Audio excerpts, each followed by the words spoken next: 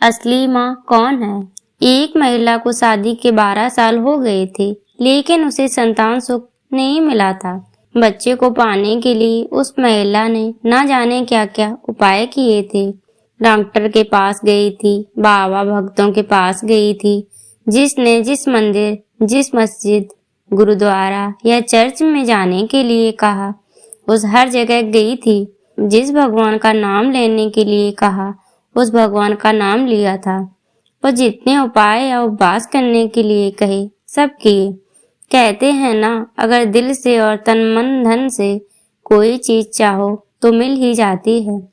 इस महिला को भी उसकी तपस्या का वरदान उसके बेटे के रूप में मिल ही गया।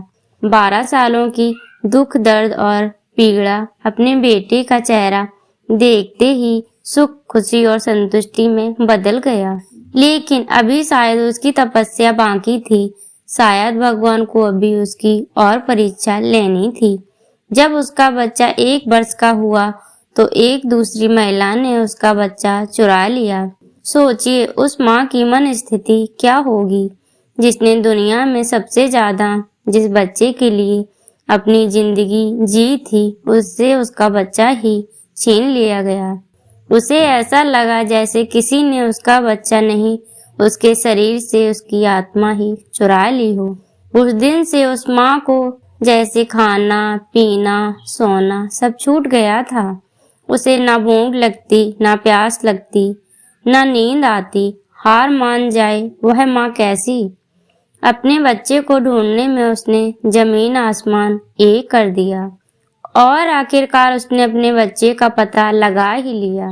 वह पहुंच गई उस चोर महिला के पास अपने बच्चे को वापस लेने के लिए। जब बच्चे की मां ने उस चोर महिला से अपने बच्चे को वापस पाना चाहा, तो वह महिला ऐसे जताने लगी जैसे वह उसका खुद का बच्चा हो। जब बच्चे की मां को लगा किसी भी तरह से बात बनती नजर नहीं आ रही है, तब वो खुद इस मुद्दे को राजा के पास लेकर गई। राजा के दरबार में दोनों महिलाएं हाजिर की गईं। दोनों ही महिलाएं उस बच्चे पर अपना पूरा हक जताने लगीं। राजा और उसके सभी दरबारी काफी आश्चर्यचकित और हैरान हो गए, क्योंकि बच्चे की सच्ची मां को पहचानने के लिए उन्होंने जितने भी सवाल बच्चे के बारे में दोनों ही महिलाओं से किए, जो उसकी आदतों, उसकी पसंद या उसके निशानों के बारे में थे, दोनों ही महिलाएं उसका सही सही जवाब दे रही थीं। जब इस समस्या का समाधान निकलता नजर नहीं आ रहा था, तो राजा ने अपने खास और सबसे समझदार मंत्री से इसका निराकरण करने के लिए कहा। मंत्री ने बिना 1 मिनट की देरी किए तुरंत राजा से कहा कि महाराज, मुझे लगता है कि यह दोनों ही इस बच्चे की मां है। इन दोनों का ही उस बच्चे पर बराबर का हक है।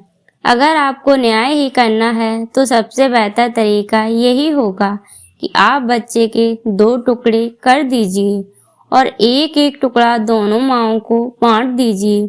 मंत्री की ऐसी बात सुनकर राजा के साथ साथ दरबार में हाजिर सभी लोग उनकी तरफ आश्चर्य से देखने लगे। राजा ने सोचा कि मंत्री की ऐसी मूर्खतापूर्ण बातों के पीछे जरूर कोई रहस्य होगा। वह बिना सोचे समझे ऐसी बात कभी नहीं कर सकते। राजा ने तुरंत अपने सिपाहियों से कहा कि मंत्री की बात पर अमल किया जाए और इस बच्चे के 2 टुकड़े कर दिए जाएं। बच्चे की असली मां ने यह फैसला सुनते ही राजा के पैर पकड़ लिए और बोली, महाराज, मुझ पर इतना जुल्म मत कीजिए। आप चाहे तो बच्चे को उस महिला को दे दीजिए, लेकिन उसके 2 टुकड़े मत करिए। मेरा बच्चा मेरे पास नहीं रहा तो चलेगा, इस दुनिया में तो रहेगा। मंत्री जी ने राजा से कहा, महाराज, यही उस बच्चे की असली मां है और जो वहां पर शांत खड़ी है वह है चोर। राजा ने तुरंत उस बच्चे को उसकी असली मां को सौंपने के लिए कहा और उस चोर महिला को फांसी की सजा सुनाई।